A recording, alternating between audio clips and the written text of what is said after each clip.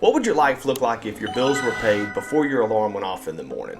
If your income stops when you stop working, you don't own freedom, you own a job, maybe just with nicer hours. In this video, I'm breaking down 5 smart ways investors build real passive income with real estate, including the pros, the risk, and how beginners actually get started. And at the end, I'll show you the passive income strategy that most think is passive, but actually creates most stress. All right, so let's dive in. Way number 1 is long-term rental properties. Now this is the foundation. Long-term rentals produce monthly cash flow each and every single month. They have appreciation, they have tax advantages, and they have loan pay down. But here's the truth, rentals aren't passive at first. They do end up becoming passive after you incorporate systems. And here are a couple of tactical steps that you can take. Number 1, you buy below market. You screen tenants very carefully, number 2. Number 3, you build maintenance reserves. That's something that I see a lot of new people not doing. And you use property management whenever the numbers will actually support that. Keep in mind, the goal is not just one rental, the goal is a portfolio that covers expensive. All right, way number 2 is the BRRRR strategy. I talk about BRRRR a lot on this channel, quite a bit. And BRRRR stands for buy, rehab, rent, refinance, and repeat. This strategy allows you to recycle capital and scale a lot faster than if you were saving up down payments. Instead of saving up for the next deal, you create the next deal.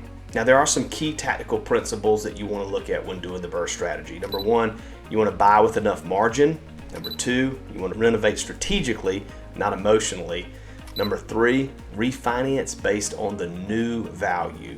And number 4, you want to maintain conservative leverage. You don't want to get too over leveraged with this. And the BRRRR is one of the fastest ways to build passive income when it is done correctly. By the way, if you want a step-by-step breakdown of how the BRRRR process actually works, be sure to grab my free BRRRR Mastery Guide. It walks you through the numbers, the timeline, and the biggest mistakes to avoid. It's completely free and it's linked in the description below. Now, let's keep rolling. Way number 3 is short-term rentals. Short-term rentals can produce a higher amount of income because they really do require a lot stronger operations. This is not just buying a property like a long-term rental. This is actually running a hospitality business, and that's really the way you need to think about it. You must understand location demand, the furnishing cost involved to do this, cleaning systems are in place, pricing optimization to make sure you don't have a lot of vacancy, and definitely with everything that's happening lately, you need to know the regulations. Short-term rentals can accelerate income, but they're only passive after you build very, very strong processes. Way number 4 is private money lending. I love this one. Now, this is one of the most overlooked passive strategies out there. Instead of you doing the deal, you fund the deal. You end up earning interest income, you get predictable returns, and it's less operational stress. Now, a few tactical basics you need to understand is number 1, you need to lend on good quality deals only. Number 2, you need to understand collateral. Number 3, you use proper documentation when you're doing these loans. And number 4, you work with experienced operators. Private lending allows you to participate in real estate without having to manage properties and projects. We're always looking to grow our private lending network. And if you're interested, reach out. We can have a conversation if you'd be interested in funding some of my own deals. I'd love for us to win together. All right. Way number 5 is small multifamily properties. Now, this is where scalability can really take off. Think about it. One roof with multiple income streams is pretty attractive. Now, a few things I like about multifamily is the fact that it reduces vacancy risk, it reduces per unit expenses, and it reduces management complexity at scale.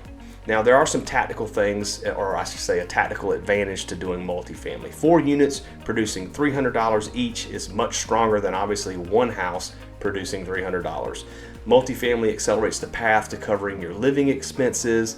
Passive income, you got to think about it, isn't just based on one strategy. It's a combination of multiple strategies that are going to be able to provide you the cash flow, systems, smart financing, and having that long-term thinking available. The smartest investors layer strategies over time. They start out active typically, and then they become passive over time.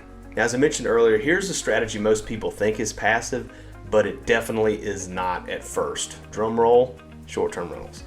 Without systems, they become extremely time consuming. There's a lot of buzz about short-term rentals, but they are very, very time consuming if not done right. Now the lesson is pretty simple. Nothing is passive until the process is repeatable. That's the real shift that you have to have in your mindset.